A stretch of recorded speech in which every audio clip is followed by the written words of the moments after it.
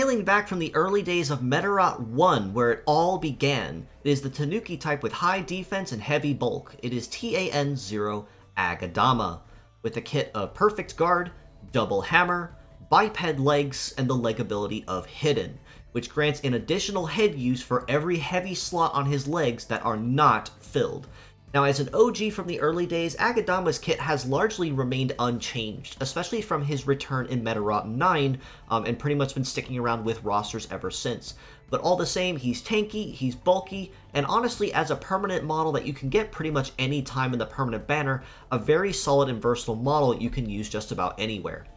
Perfect Guard is a defense-based skill that, once activated and he is on the center line, he will intercept all incoming blows and negate the damage at 0 for himself and the allies that he's protecting, at the cost that he only gets 2 charges if the part is capped out at 5-star. Right and left arm of Hammer are melee-based skills that are full AoEs, meaning that when attacking a target, they will damage all 4 parts or all active parts of the target, and spread load the damage evenly among them, which makes it relatively decent for peppering opponents and getting them ready for pierce damage chains, but not necessarily as a form of dedicated damage. Biped legs do mean that A-Gedama has very solid coverage on pretty much most terrains as a balance, arguably one of the best there is, aside from, of course, float legs, which is kind of a cop-out in some cases, which means he's going to be very solid no matter where you use him. Even if his stats are just on a relatively lower end compared to, say, mobility, he does honestly make up for it moderately well, especially given that his leg ability of Hidden means that it gives him an extra head use, given that his legs can store 2 heavy parts, but his head is the only one used on him as a pure set.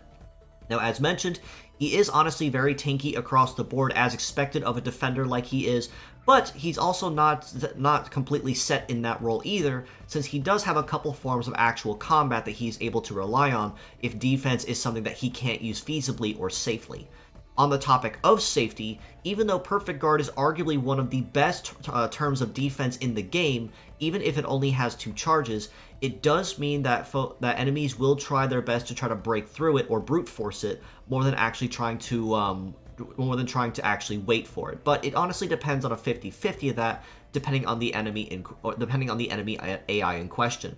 But with that being said, even if it is a heavy part, Perfect Guard is honestly something you can use anywhere very easily and very flexibly, even with it being a heavy part as mentioned. Now, whether that means you use him as a pure set or as mixed parts is up to you, but that part alone makes him very versatile in a lot of roles, and especially for newcomers and new players, A-Gedama is someone that you absolutely want to pick up early on, but I wouldn't necessarily consider him an absolute must-have to grind rubies for, because you can essentially get him at any time.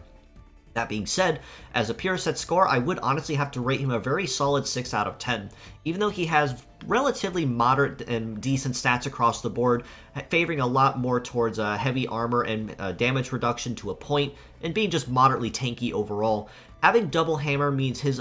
actual and main forms of combat will be relatively inconsistent, and definitely more a form of auxiliary combat more than dedicated combat. Something that you'd rather rely on, say, if you can't use Perfect Guard safely, or if it's something that you just can't use because you ran out of head uses.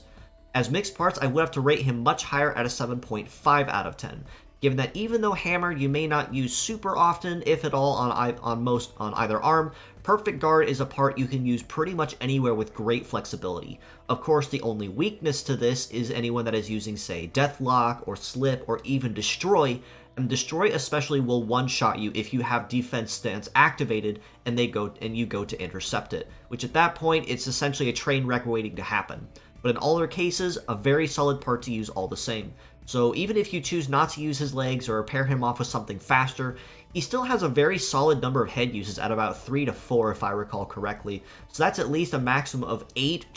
separate attacks that he can negate and intercept that can buy you just enough time to get your strategy up and running without getting crippled too early.